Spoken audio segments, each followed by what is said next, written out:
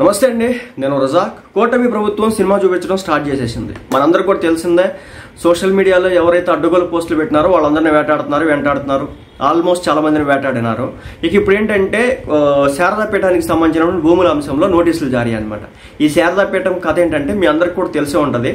జగన్మోహన్ రెడ్డి గారి దగ్గరికి direct access ఉన్నటువంటి వ్యక్తులు ఎవరంటే ఈ శారదాపీఠానికి సంబంధించినటువంటి ఎవరైతే పూజారి గారు అనాలా మరి ఆయన ఎవరైతే ఉంటారో సో ఆయన అనమాట.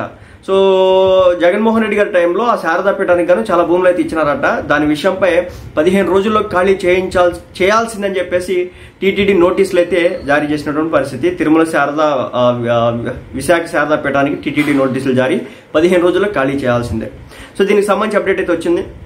తిరుమలలోని విశాఖ శారదాపీఠానికి టీటీడీ షాక్ అయితే ఇచ్చింది. తిరుమలలో నిర్మించినటువంటి భవనాన్ని 15 రోజుల్లో ఖాళీ చేయాల్సిందని చెప్పేసి నోటీసులు అయితే జారీ చేసింది.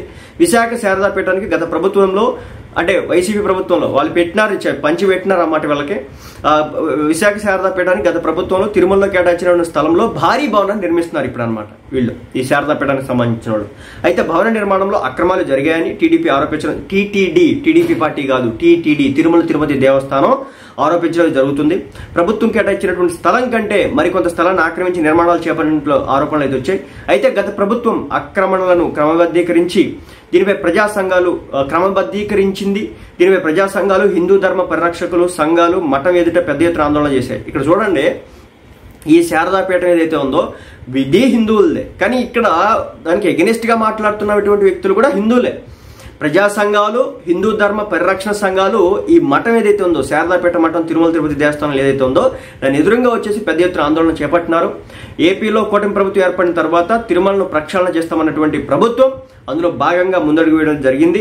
టీటీడీ అధికారులు కమిటీ నివేదిక ఇచ్చిన దాని ఆధారంగా తిరుమలలో శారదాపీఠం ఆక్రమణను తొలగిస్తామని టీటీడీ పాలక మండలి స్పష్టం చేసింది. ఈ నేపథ్యంలో టీటీడీ ఎస్టేట్ విభాగం అధికారులు విశాఖ శారదాపీఠానికి షోకాజ్ నోటీసులు జారీ చేయడం జరిగింది. సో దీంతో మఠం నిర్వాహకులు న్యాయస్థానాన్ని ఆశ్రయించారు.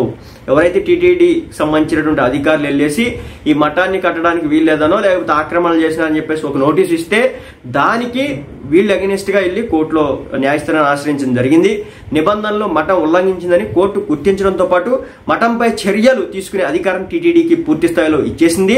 దీంతో 15 రోజుల్లోపు మఠాన్ని ఖాళీ చేసి భవనాన్ని అప్పగించాలని టీటీడీ ఎస్టేట్ విభాగం నోటీసులు అయితే జారీ చేసింది. అది సంగతి. ఏదో పెద్ద భవనమేనంట, 15 రోజుల్లో ఖాళీ చేయాల్సిందేనట. ఇక్కడ ముఖ్యంగా గమనించాల్సిన విషయం ఏంటంటే దీంట్లో రాజకీయాలు ఉన్నాయంటే ఉన్నాయి, కానీ అది బయటకు కనిపించట్లేదు.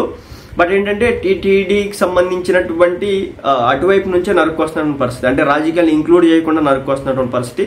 సో చూడాలి ఇది ఎటు టర్న్ తీసుకోబోతుందో.